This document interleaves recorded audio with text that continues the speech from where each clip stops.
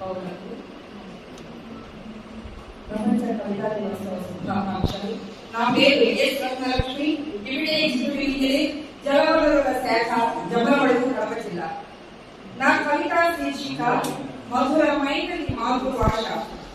గంగాజలము వలె ఎంతో పావనమైనది, గంగి గోవు వలె మహా పవిత్రమైనది, గోక్షీరము వలె పరమ ప్రశస్తమైనది, గరిమతో శ్రీ వెంకటేశుని మనసు దోచినది.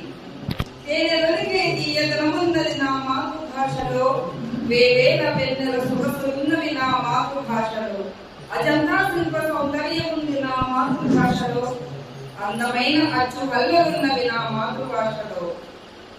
అమ్మ నోట సుధా మధురామృతమై పలికిన భాష, అమ్మ ఒడిలో ఓంకారమై ప్రతిధ్వనించిన భాష, తేట తేనెలూరు తెలుగుగా కీర్తింపబడిన భాష, తరతరాల విశ్వ భాషలందు నిలిచికెక్కిన భాష, ఉన్నతమైన ఉత్పలమాలకు ఉల్లేఖించిన భాష,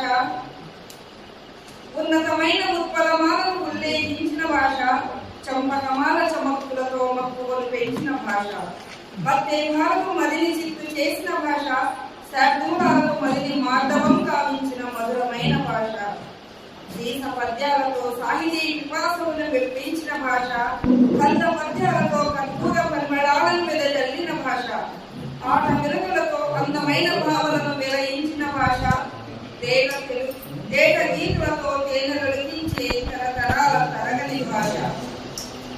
నేడు పరభాష అన్నింటా ప్రాముఖ్యమై వేడుతుంది, కడకు అమృతమైన మాతృభాష అడుగంటిపోయింది.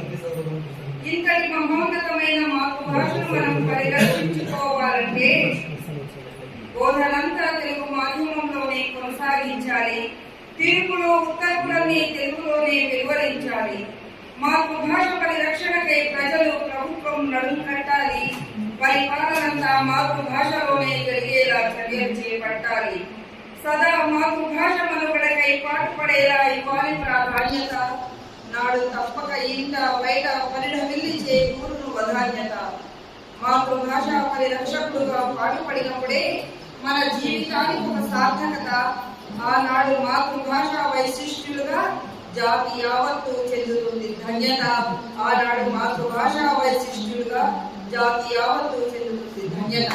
నాకు ఈ అవకాశం ఇస్తుంది.